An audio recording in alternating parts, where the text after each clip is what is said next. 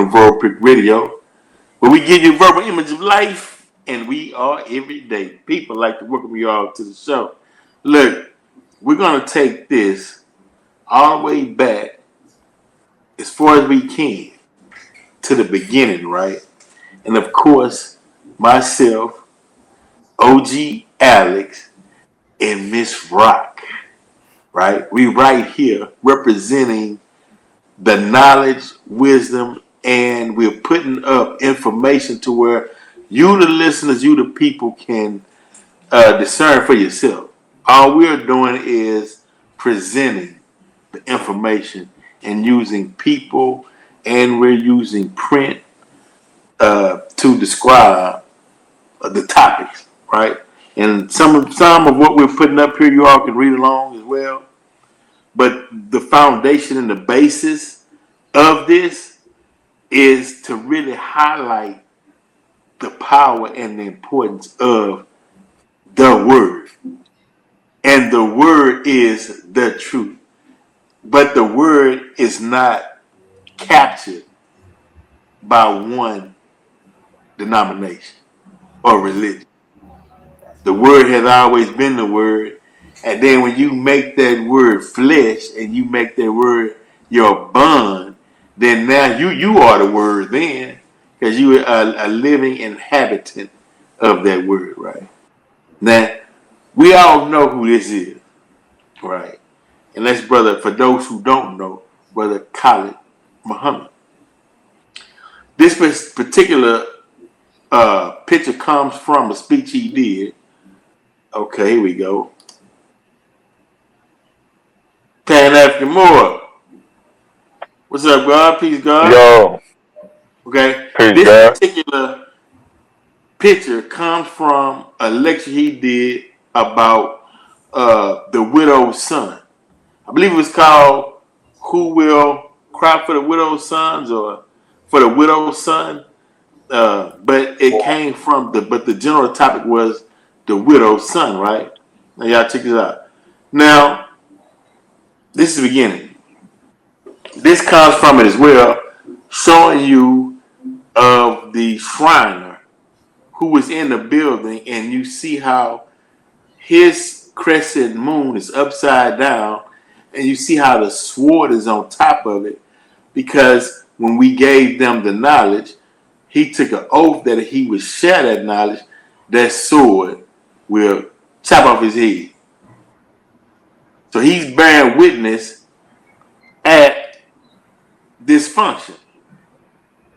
So so all of this plays a part into the movie that we're discussing, um, which is Kingdom of Heaven, right? We're getting ready to get into it. Now, these are Knights Templars. The Shriners are another version of the Knights Templars. Am I right, Pan African Moore? Shriners and Knights Templars, Masons, all part of the Yeah, code order. Okay. And yeah. so now, he's representing what we call today, this guy. He's was the ruler of France, but he's representing the 1%ers, right? The 1%, the oligarchs, the ones who rule, who basically who's ruling, who the corporation of the United States falls under. I mean, the president is just the CEO of the corporation, right? Which is Trump, right? Now, the reason why I call him Trump, this guy Renaud was his name in those days, right? In that day and time, Renaud's job was to go and create war for the 1% so they can move in and take land. They give these, meaning they chose him because he was a master at creating wars, right? And we can get into Venezuela, and then we'll get back to the Shriners, Egypt, the Jedi, which was the Jedi if you know Star Wars, they had Return of the Jedi, where the Jedi was actually Egyptian priest from the Egyptian priesthood. They call them a sect of mathematicians or magicians, Oh, right? wow. So we don't get into that. But this guy right here, right? This guy, he is not him in per se, but the role he plays. All governments have a person like this that knows how to create propaganda to create war, to go in, grab the land, grab the resources, right? All of them have a guy like this, right? Just so happened in our day and time, Trump is this guy. And if you see, kind of look like Trump, they call him Orange Man, whatever, but he plays that role. Okay. So now when Venezuela, everybody knows what took place just in Venezuela, right? Oh Where man. we went Yes. in, got Maduro, captured Maduro, and brought him in. Now, some people saying that the reason for that particular move is because the BRICS nation, right now, Pan African More, you can go over the BRICS nation. Yeah, Brazil, Russia, India, China, and South Africa. Okay, BRICS nation. They were trading oil. They didn't want to use the American dollar. Right. Same thing with Gaddafi in Libya. He wanted to trade it in gold. But the thing is that it's supposed to be only traded in dollar according to the American standard. So anybody who wants to trade oil without the American dollar, they getting ready. Somebody gonna get ready to pay them a visit. Mm. Right. And that's basically what happened in Venezuela because now this is the question. Since we over here, right? This is the question. Is it justified to take countries to sustain the economic powers in America for our benefit?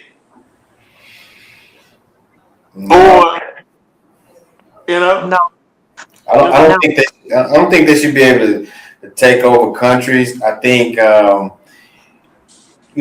each president that comes in always has to clean up the mess up behind the other president. So quote unquote, but the whole thing with Venezuela is it's really a currency war. That's what it really is because the United States is in debt. The United States owe everybody. Can't pay nobody. Because we import in more than we export. So that means that puts us in a situation where we have to get it on credit. So when the BRICS nations is forming, they're deciding they said the U.S. dollar has too much power. They have their own countries and they can't even spend their own money because the U.S. dollar is worth more than their own dollar. So them coming together to form this BRICS nation so they can have a universal currency that doesn't need the U.S. dollar, and these countries can trade amongst each other. By us taking over Venezuela, we're forcing them to use the U.S. dollar, so they can't put us in a situation where they can trade and push us out. what you say, Pimp? I mean, Rock, Miss Rock. well, I listened to a video where Farrakhan spoke, and he said, "Well, it's supposed to be that China has paid Venezuela money so that they can go in and drill for oil, right? Right, So that's the problem. Big right. problem. Yeah. And that's why China said release him now, immediately. Yeah, that's the problem, a big problem. Right. But the master, I suppose, of creating war, right, is saying now. Because what he's saying is the weapons we got over here, hey, can't nobody touch it. Right. But Pan African War, what you got, fam? Oh, and is it okay? No, it's not okay. I mean, What it was a coup. And I'm not against all coups. I'm against this coup. I'm not going to claim that I know everything that's going on with this situation. I'm hearing two sides. I'm hearing uh, what I'm probably more interested in than the obvious is the things that's not as obvious.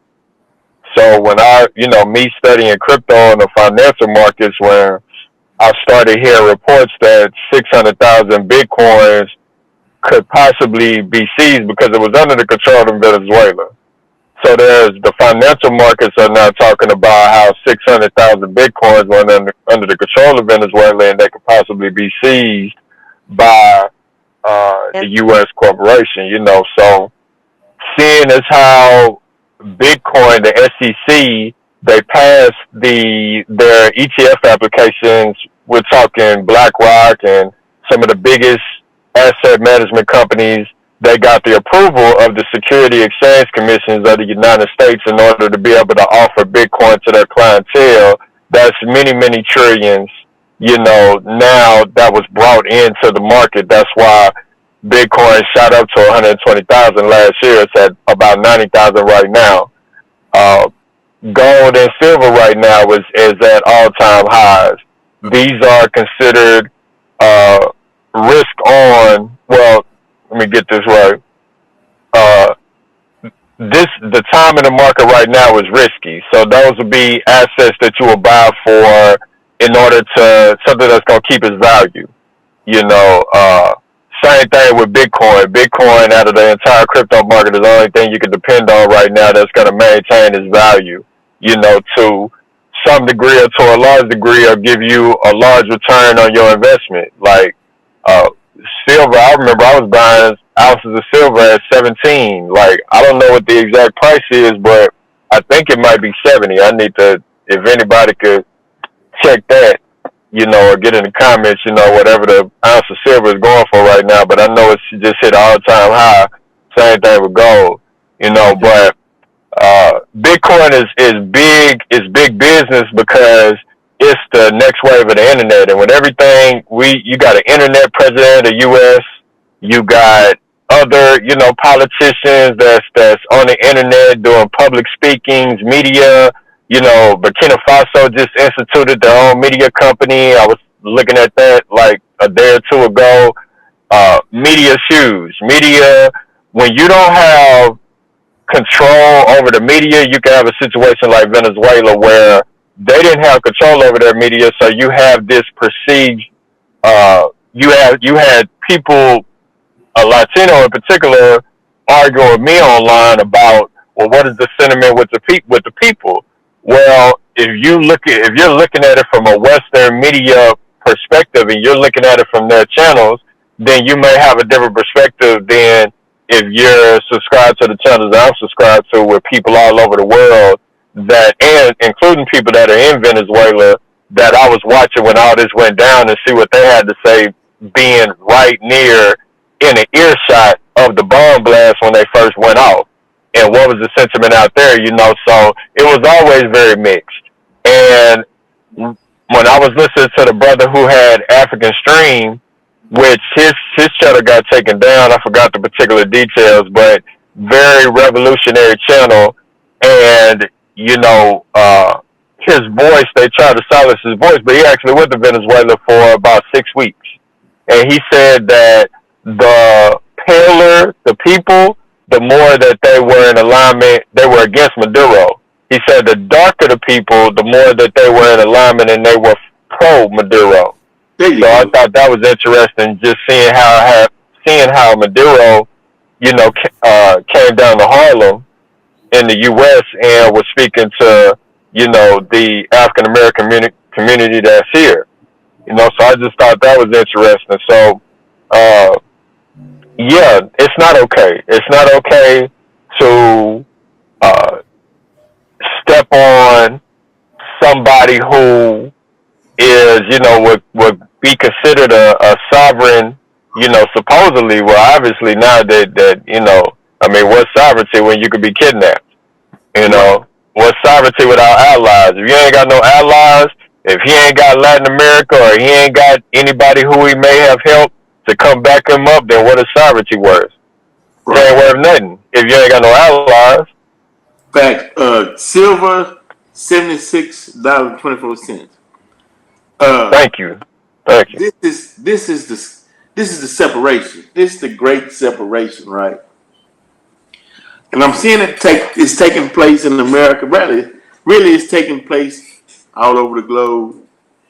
You see black people, with so-called African Americans. Now some are saying what you, Trump, my president, Trump gangster. He went over there and took Venezuela. They got Trump memes, crip walking. You know what I'm saying? Like Trump's just straight gangster. You know what I mean? But Yeah, that's a seen a few of those. yeah. You saw, man. That's a mentality, right? And then you have another mentality who is looking at this thing not just from a standpoint of he went in and took Venezuela, but looking at a standpoint of, man, what else will he be willing to do, and what's our overall position in this At thing? the sacrifice of our military. Helicopter get shot, right? Military people get shot going in there, but the second, right, another aspect is where some mentality lies is he said he wants to next do Cuba and Colombia. So basically, that means, okay, so you got the Caribbeans. Well, if you look, $145 billion of African American money is spent in Caribbean travels. Mm. The other aspect is that is, since Trump a real estate guy, he said, well, I'll run Venezuela. He gonna turn that into a tourist attraction where he and his cronies gonna make some money off of our 145 billion travel dollars we spent in the Caribbean, right? Now, yeah, man. So let me ask you this. Let me ask y'all this. Knowing the situation, should we be like, okay, well, look, let me contact my people in the Caribbeans. Let me set up and spend some money on some Airbnbs and buy me some land and get some of that too, instead of letting them getting it all. Well, and another thing too. I don't know. There's another one on top of that. You come take your stuff. But check this out. Check this out. Check this out. So before the BRICS before BRICS was established, Exxon had the right to all the oil in Venezuela. Mm. BRICS got established, Exxon out the picture. Now, Trump just took it back, now American got it. He gonna put Exxon back over it, right? Should people start investing in Exxon? That might be a way to come up. Man, the reason why I'm saying all this is, man, look at the world we living in and the games that's being played, right? We in this. So, Hmm? excuse me, don't you believe there will be a cost to pay? And that's what nobody's looking at. They not projecting that far, right? See, they the math. I'm glad you asked that question. I'm glad you asked that question. Because, okay, hold on, okay. Y'all check this out, right? Check this out. Okay, look. All right, here you go. Share, Shuri, right? We can be long. The Knights, Templar, and Muslim Knights, like Saladin forces, found common ground in codes of honor and chivalry, indicating mutual respect and shared principle notes, right? Okay. Order of the Temple of Solomon, right? Knowledge. The Templar successor, the Order of Christ, right, in Portugal, actively gathered Jewish and Muslim scholars in the stronghold of Tumar, developing advanced navigation and shipbuilding, demonstrating a pragmatic exchange of knowledge, crucial for explorations, right? Okay, now look. Moors' contributions. The Moors introduced vast knowledge in medicine, hygiene, astronomy, and mathematics to Europe, influencing Spain and other region states, right? Okay. Now, esoteric connections, and this goes all the way back to Egypt. Some traditions suggest Sufi groups like the Hashim shared ancient Egyptian knowledge, the Jedi priesthood with temples as part of spiritual heritage, right, according to the order of the Temple of Solomon. In essence, okay, so basically what it's saying is, hey, we have a right, as Panafrican stated, okay, you got two, this is everywhere. And everywhere I travel, it's the same thing. The darker people live in one section and they for their people and can trace their lineage back to the motherland, and they have a one mindset. The lighter people have more of a Western mindset because I guess they see their salvation and power coming from the Western way of thinking, right? So this is where we at today. Some people are crossing over, dark-skinned people. As a matter of fact, before I say that, dark-skinned people, stop bowing down and you, the old you got the second job in order to make some money. That shit is dead. Right? Yes, sir. The the punishment for that old great grandmother who wanted her granddaughter, especially in the what the quote unquote Latino communities, so they can be lighter and lighter and thinking they gonna get some kind of privilege. It didn't work. Nope. It didn't work, right? So it's about, once again, knowledge based. Okay, so now we get to the start of it all, right? We finna get to the start with our band, Yakub, right? Son, he was born in the 4640 BC in Arabia, right? Patmos, Greek island, right? Known for what? Creating white. His field of study was trigonometry. So what I'm saying is,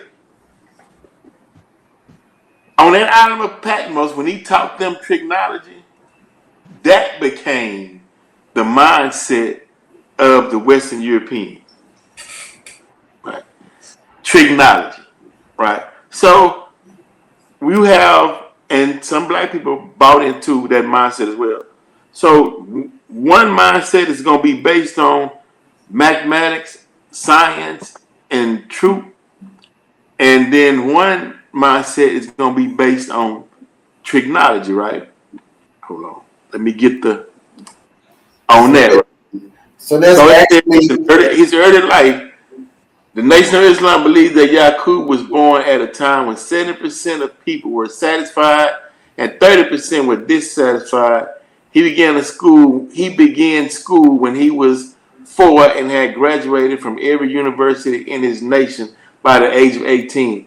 After preaching in Mecca, the authorities exiled him and 59,999 of his followers to the island of Patmos in what is now Greece. Right. Okay. Hold on. Okay. So let's get back to him. Hold on. Okay. So what happened was, let's say you all of us was in a tribe, right? Let's say he goes and say, okay, look, here's Pebbles, here's Dave, right?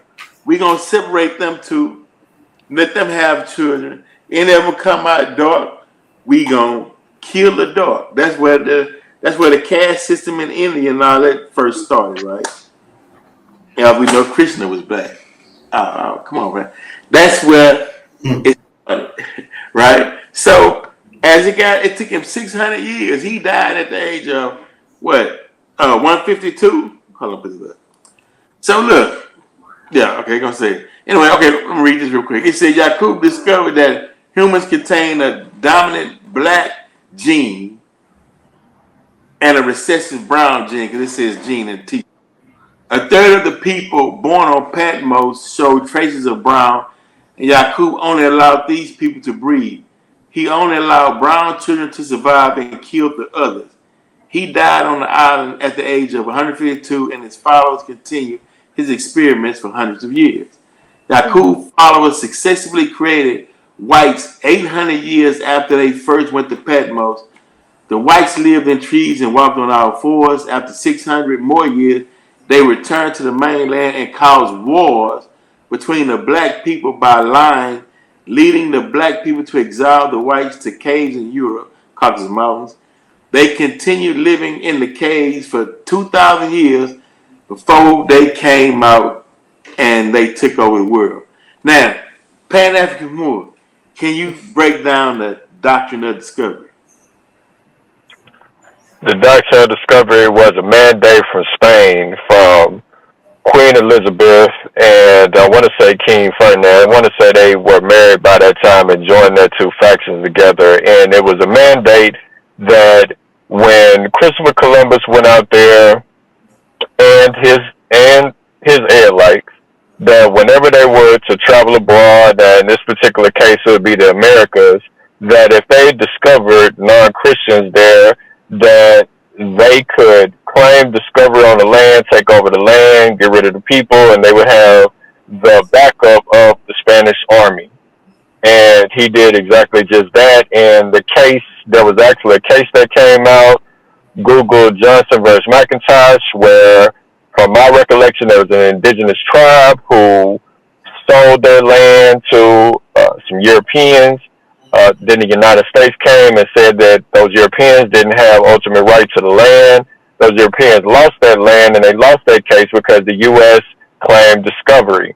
They actually utilized the Christian doctrine of discovery from Spain in order to claim that land. So the U.S. was not claiming ownership over the land by the sword or by taking it over militarily. They were claiming it by discovery. So that's what that was about. So if it was any non-Christian on the land, then Spain, the army of Spain, was going to back you up when it came to traveling abroad. Using a system of tricks and lies. Meaning, if I got a deed now, you give me I don't even know how to write English, right? If we're talking about the natives that was here.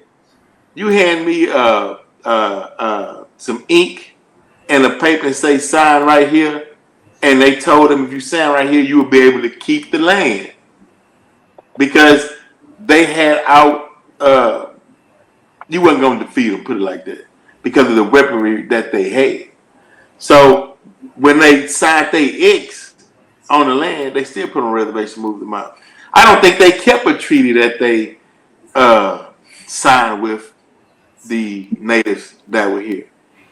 But this system of killing the darker, saving the lighter, that's in the genetic coding. That's been passed down for generations.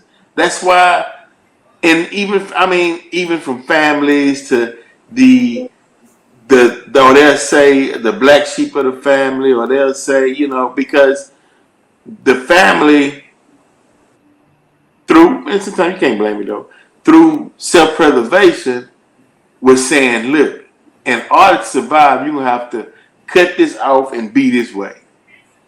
You're going to have to, they won't let, in their mind, they thought, well, these people won't harm you as much if you like.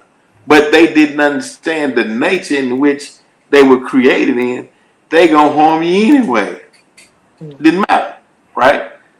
So I guess, the question I'm asking is, so since today is 2026, how do we overcome this system of colorism that was started 6,000 years ago. That's another thing that hurts the community. And we can go with no particular order, but anybody want to dive in and give what they think a solution could be to end it and the importance of ending it. What you got, Dave? Well, I go in. I mean, colorism. I mean, as whoever has the majority of power with the resources is the face that everybody gonna follow in every aspect. When the U.S., when the Europeans took over, everybody started taking on their model of government. You know, we didn't have continents and all that before they became the face.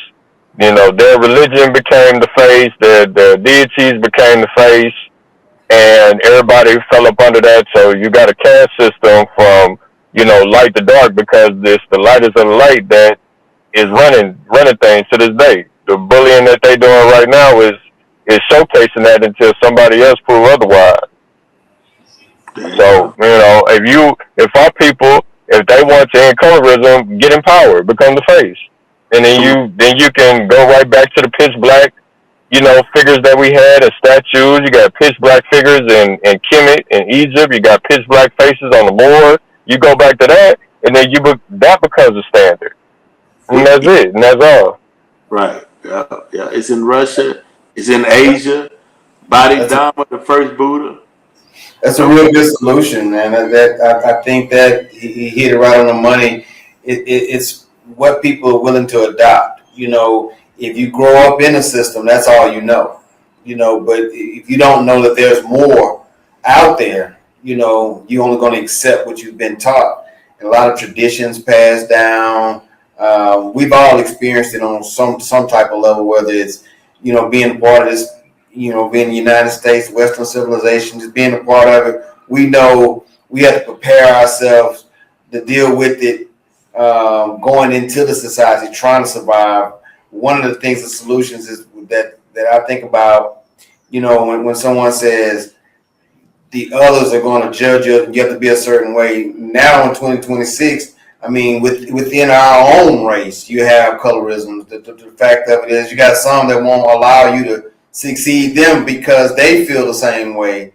You know, growing up in that system, well, you lighter, you think you better, or you darker, you think you better, whatever. You know, within our own dynamics. So I think doing away with a lot of traditions and broadening our horizons and becoming the face of showing that it's multicultural, I think it giving everybody a fair shot at it, I think that helps. Because when the kids grow up, they're going to continue the cycle of repeating everything they've been taught. So we have to do a better job on that end. Right. Right. What you got, Rod? Mm-hmm. Well, let me tell you what I do. When I see a sister, a beautiful, beautiful, beautiful, beautiful sister with dark skin, guess what I do? I tell them, I compliment them. That's my way. I build them up. Mm-hmm. Whether my complexion, light or darker, I just compliment them. You know, I give them. That's my way of doing things. That's beautiful. Yes. The men too. I just compliment and I'll mention the complexion verbatim. I say it and I say it out loud. That's powerful when you said uplifted. And we, as no matter the shade, we need to be uplifted because we've been downtrodden. And as I stated, we've become the picture of pain. Yes. You know, pain, everything with pain don't have to be associated with black people or with Moors or with us, you know, the collective united group once we become united. But still, you know, that's power. That, and the reason I ask, because that's one of the first keys in unification. Right? Because see, when you can kill those negative type mindsets, Now we can sit down at the table and look at each other as equals. And now we dealing based on what's on the table. Not saying, well, this person must be telling the truth because this person lighter. Or this person must be telling the truth because this person darker. Or I'm going to go sit over here with them because they go, we got to erase all of that, because if you look at the Yakub story, his whole purpose for even creating the white race was because he wanted to show our rebelliousness in the flesh. And we were supposed to study them, but they wasn't supposed to rule over us, though. We lost it. But I kind of got it. Now I get it, though, by watching that movie, The Kingdom of Heaven, because you had white Jews, white Christians, and pale Arabs. The white Jews and the white Christians, they came together to fight against the pale Arabs. The pale Arabs was operating off the Sufism and the knowledge that the Moors gave them. So that's why the pale Arabs was to the white Christians and Jews, hey, we can all share this Jerusalem and everybody respect each other's faith. But under Yakub's system of lie and technology, greed comes in and it becomes, I don't want to share nothing with you. I want the whole thing for myself. And how can I call myself supreme if I got to have something I got to be supreme over? Right. To show my strength, right? We're saying, dude, you not the creator. You will create it. So stay in your lane, right? So they saying, well, wait a minute. I'm not staying in my lane. Matter of fact, I know y'all gave me 6,000 years to rule, right? If my rule is ending, then I'm finna tank this economy. I'm finna, you know what I mean? Do what I can. Because I'm not finna leave y'all with nothing. Why would he, though, if that's his nature and he's just acting out of who he is? He might don't see what he's doing is wrong. Right? So it's like Pan African Morris stated, put something higher than what he has, and you, because the game is wide open for us too. We just subconsciously feel like we have to be under or second class or less than, because in all of his studies and teachings he presented that way, but that don't make it true. Hell, you got some people so crazy in certain neighborhoods, they put a black sign up in their yard, and at nighttime somebody came and cut it up. You know what I'm saying? Cut it up. Like, dude, come on. Look how they got Black Pete in New Zealand and in Scotland and whatnot. It's like, look how they got Sambo.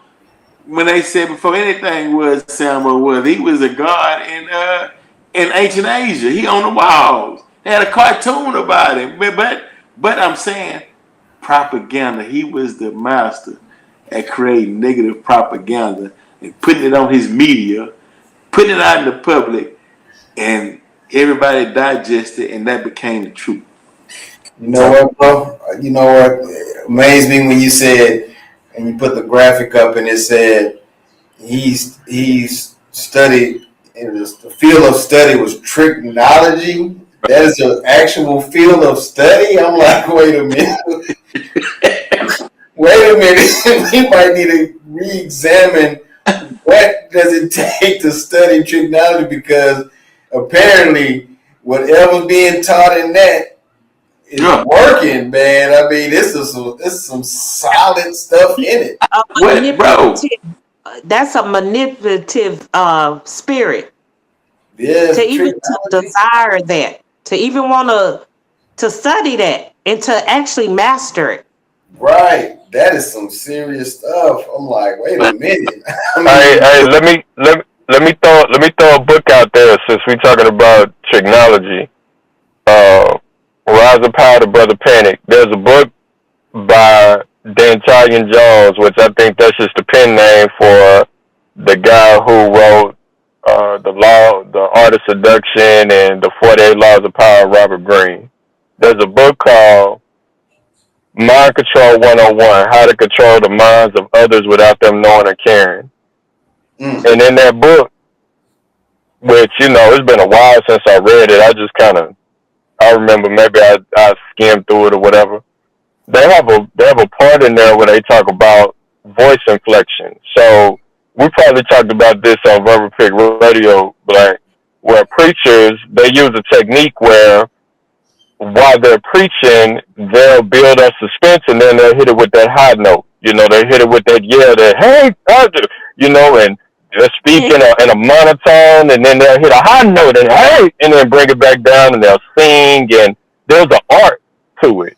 And they talk about it in the book, how to get Mind Control 101, how to control the minds of others without them knowing or caring by Italian Jones, So, it's good to study these things because on the chessboard, you need to know both sides. You need to understand your side and how you're going to move, and you need to be able to see the moves that they're going to make 100 steps ahead of time.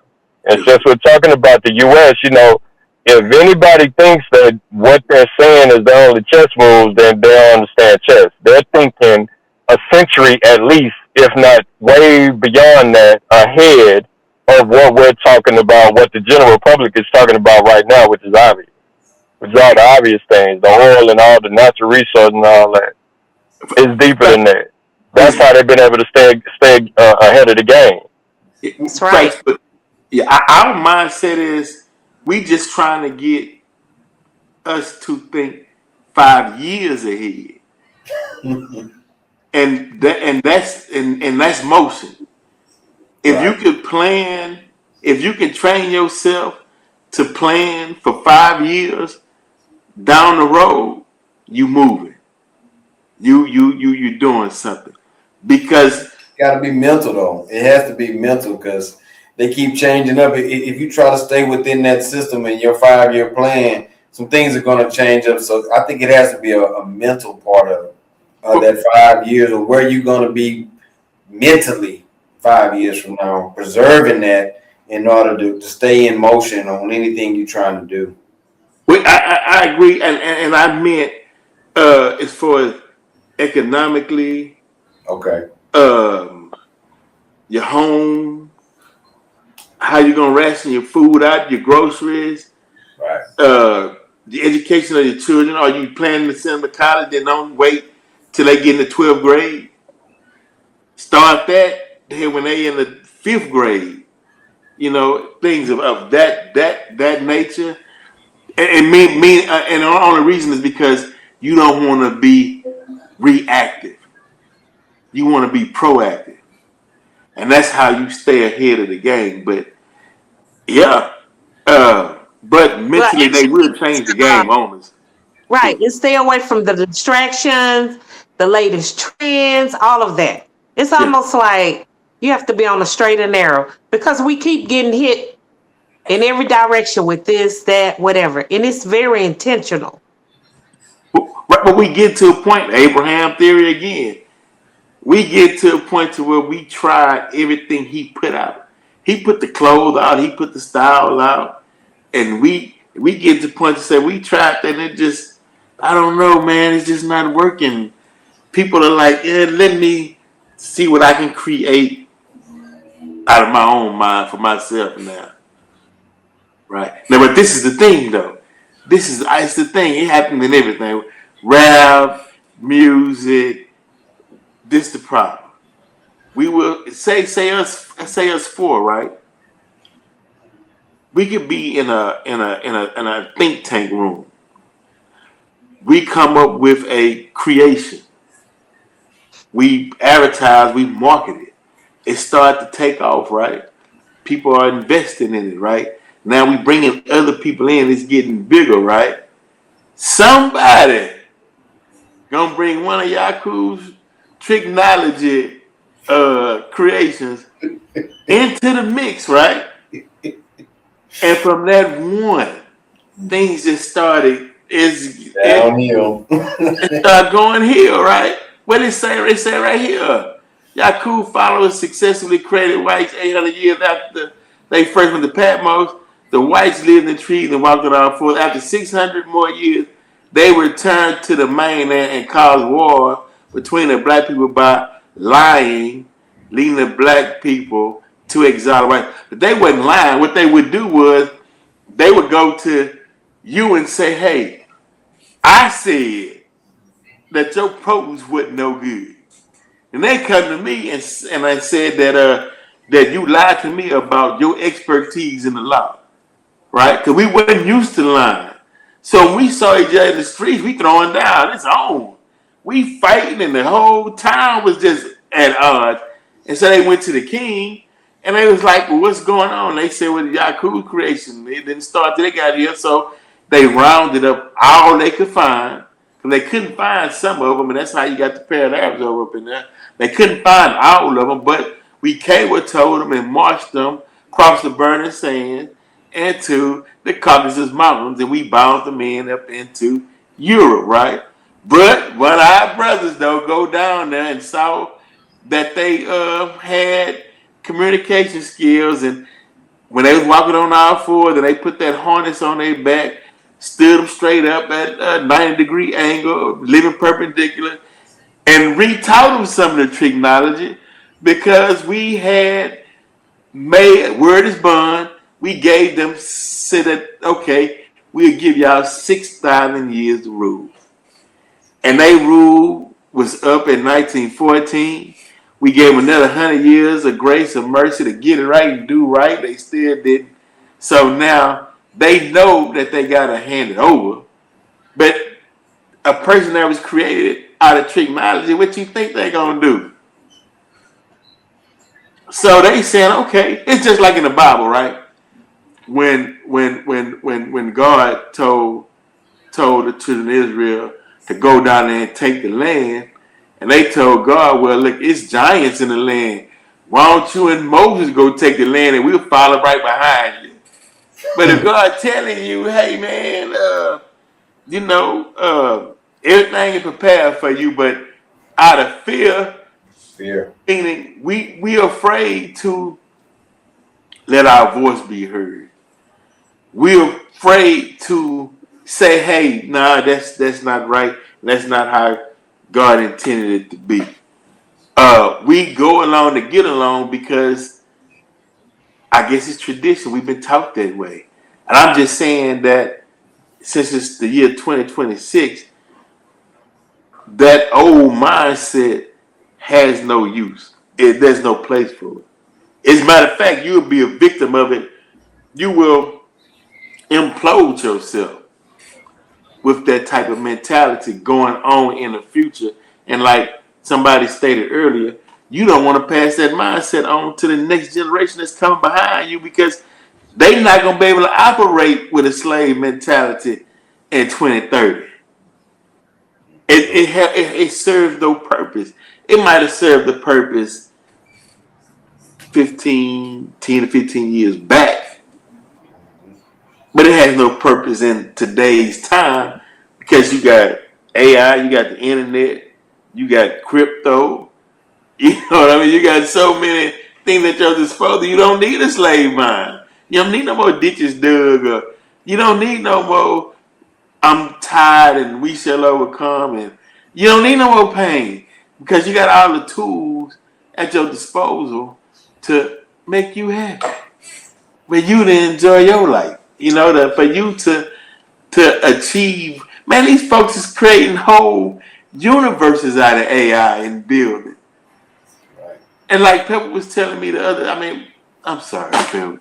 Sister Rock was telling me the other day. It's fine. Either way, it's the same. I don't confuse the people, but you were telling me they got AI classes and you sent me some links.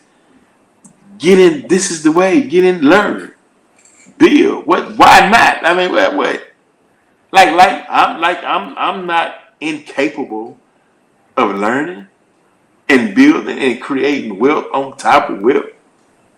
And I'm saying it is. This is the time. This is why we done this show because We can't go back now. No. We went all the way back to the Jedi, showing where Star Wars got it from our people. We went all the way back to Yakub and the creation. We went and showed the Knights Templars and go back and look at Kyle's speech on YouTube about the widow's son. And we through, right? Because next, hold on, next, let me see if they're gonna let me do it, right? If they let me do it, we gonna get on. Cause I wanted to give, it's not gonna let me do it, but don't worry about it. I wanted to give maybe, and brother Patrick Moore, you might can help me with this, right? I wanted to put on the screen the definition and who I was involved in the AES, but for some reason they would not let me put that on here, right? But I take that it's something that I'm doing wrong.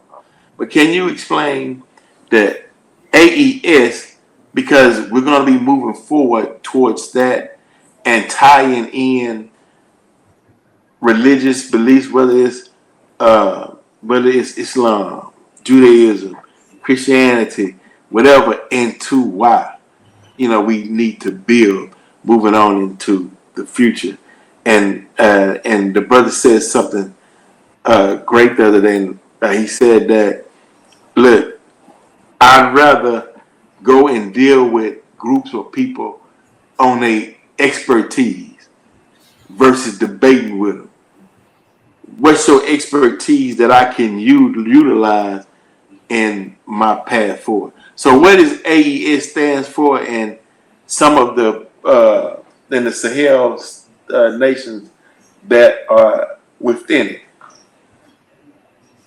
Yes, the lines of the Sahel states. So that's Burkina Faso, Mali, and Niger. And from so far, what I'm seeing, once a year, they'll vote in or they elect in a new leader of the AES out of those three countries. And this year, it was passed down to President Captain Ibrahim Traore. And yeah, I mean, and they doing it. They are Assimi Goita and Chiani are the other two brothers that is over Mali and Niger, respectively. Yeah, that's the AES. They are united. They're pushing for a United States of Africa. They're pushing for a passport that can be used across all of Africa. They're pushing for unity. They are very vocal about being Pan-Africans. They kicked out France. They're taking over their own resources and they're cultivating it within their own countries. They're united. They have no border lines. Their militaries assist each other. Captain Ibrahim, there was just an assassination attempt on his life. Another one. He's in the 20s, 20 plus assassination attempts on him about a couple of days ago, and it was another failed coup. They was actually trying to take him and everybody around him. They were trying to unalive all of them, But their unity is the reason why they're so strong, and they are the most popular countries in Africa as far as Africa is concerned. And they are the example that, like, you go throughout Africa, I've seen so many different citizens in so many different countries say that Captain Traore is their president. They just totally disregard whatever president is over their country. They just say that he is the president. So he's pretty much like considered the president of Africa, in a sense. And I think he's 37 now, young president. And he has the unity of Mali, Niger, and the wisdom of Chiani and Goita on his side, and the unity of those countries and their military on his side. They're very pro woman, pro unity, pro family, countries, and they doing it, Okay. Well, we'll keep the people updated because it is growing. And it's going to even get bigger, in the future. But I do want to say, Rural Pick Radio, we have investigative journalists. We are part of the IAPP, registered journalists. So we put the information out, and people can decide for themselves, you know. But the topics that we discuss are popular topics that we put out under our right of freedom of speech. Next time, family, y'all stay up and we out. Yeah, Appreciate it. yeah.